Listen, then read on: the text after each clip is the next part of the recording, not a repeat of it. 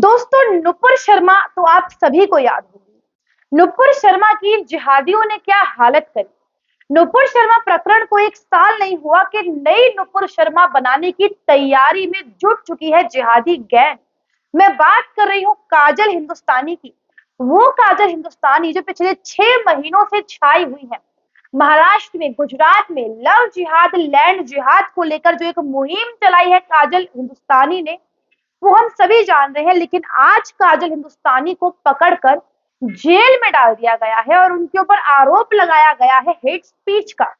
एक ऐसी hate speech जो हिंदुस्तान की सड़कों पर हर दूसरा जिहादी, शांति प्रिय, जो शांति प्रिय एक कौम है, दिन रात परोस रहा है, लेकिन उनके खिलाफ कोई एक्शन नहीं है।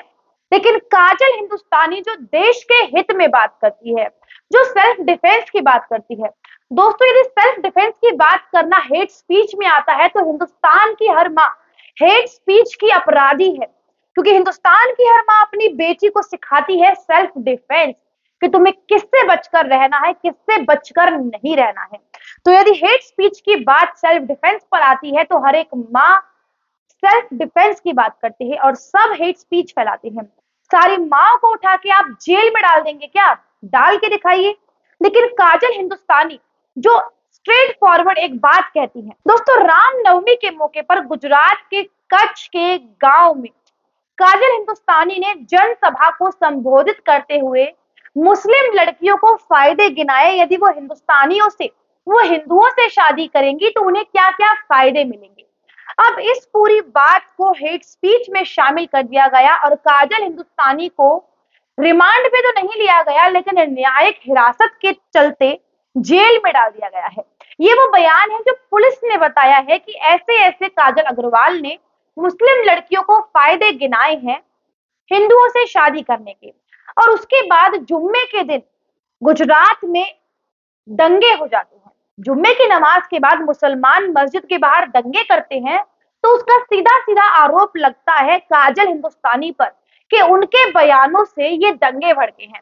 एक सवाल पूछूंगी उन जाहिलों से जिन्होंने ये कहा है कि काजल अग्रवाल के बयान से दंगे भड़के हैं।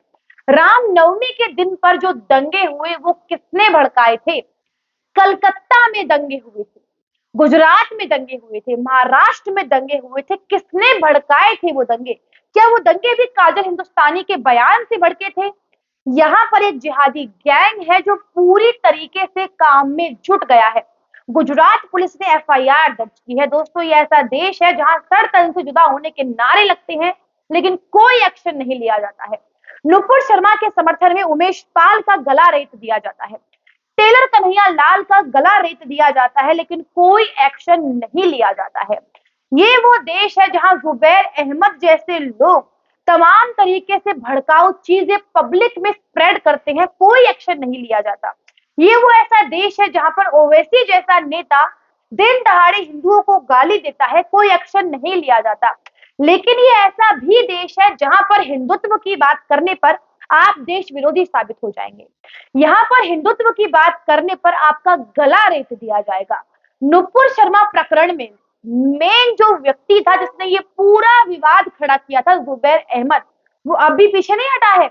हालांकि फर्क इतना है कि अब उसने भाड़े के टट्टू रख लिए हैं। भाड़े के लड़कों से काजल हिंदुस्तानी की वीडियो वायरल करवाई है। लेकिन यहाँ पर एक कहावत तो आप सभी ने सुनी होगी कि नकल के लिए अकल चाहिए होती है। अब वो अकल कौन दे? जुबैर अहमद के उन भाड़ों के टट्टुओं ने जो वीडियो वायरल की है वो गुजरात की नहीं है, वो बहुत साल पहले दिल्ली में दिए गए उनकी एक भाषण की है। यानी कि हुआ कुछ और है, उन्होंने दिखाया कुछ और है। और जिस तरीके से बातें घुमाई है, इस पूरे मामले में हेट स्पीच को मुद्दा बनाया गया है। यदि हेट स्पीच की बात करें तो भारत की सड़कों पर हर दूसरा व्यक्ति हेट स्पीच देता है।